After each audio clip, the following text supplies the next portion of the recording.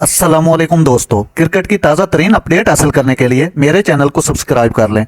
New Zealand ने पाकिस्तान को 5 matches की सीरीज के पहले टी20 मैच में 46 रन से शिकस्त देते हुए फातेहाना आगाज कर दिया।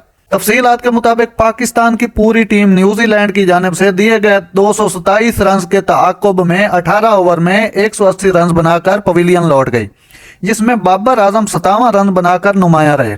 पाकिस्तान की जानिब से हदफ के तआक्कुब में साइम अयूब और मोहम्मद रिजवान ने मैदान में उतरकर खेल का आगाज किया, लेकिन साइम अयूब ने आते ही हिटिंग की कोशिश की और स्ट्रेट पर करीब कैच ड्रॉप होने पर बाल बच गए, लेकिन फिर भी वो 8 गेंदों पर 27 रन बनाकर पवेलियन लौट गए।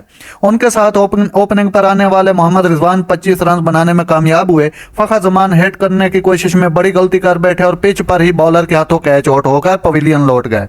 कौमी टीम के साबिक कप्तान बाबर आजम ने बेहतरीन अंदाज में खेल पेश किया और टीम को जितवाने की पूरी कोशिश करते हुए 35 गेंदों पर 57 रन की इनिंग्स खेली, लेकिन कामयाब ना हो पाए और कैच आउट हो गए।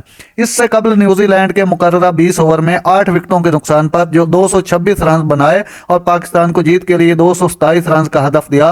न्यूजीलैंड की जानब से डेरल मिचेल 61 के साथ नुमाया रहे, जबकि केन विलियमसन ने 57 रन की इनिंग्स खेलकर अहम किरदार अदा किया।